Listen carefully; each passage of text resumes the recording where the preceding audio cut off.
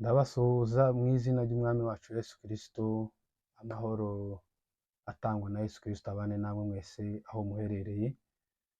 Tunabashimira ku bufatanye bwanyu, mwebwe mwese mugenda mutwereka, muduha inama nziza n'ibitekerezo byiza, turabibashimiye.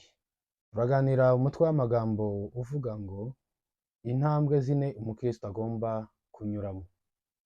Intambwe ya mbere ni igurugari. Ijambo igurugari rivugwa inshuro 39 muri Bibiliya, by'umwihariko mu gitabo cya Yoshuwa, nk'ahantu Abisiraheli bakambitse bamaze kwambuka uruzi rwa Yorodani. Igurugari kandi uba uri mu gakiza cyangwa se uba uri ku musaraba.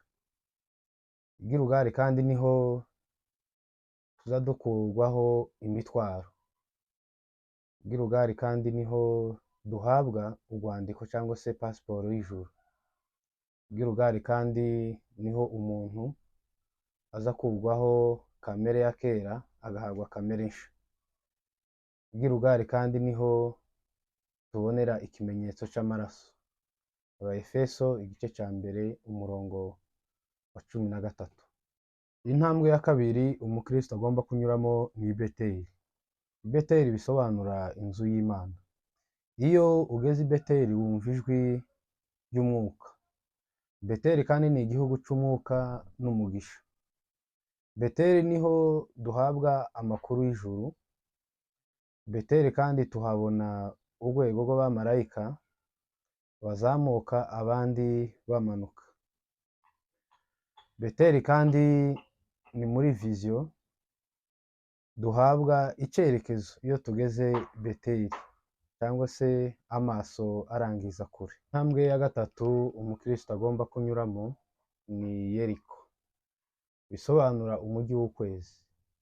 Ijambo Yeriko rigaragara inshuro 58 muri Bibiliya, by'umwihariko mu gitabo cya Yoshuwa. Yeriko izwi cyane mu mateka ya Bibiliya nk'umujyi wa mbere wibasiwe n'Abisiraheli mu ntambara bayobowe na Yoshuwa. Yeriko umujyi uri mu burasirazuba bwa Yerusalemu no hafi ya Yorodani. Yeriko ni mu ntambara. Umukristo wese iyo ageze Yeriko aba ari mu ntambara.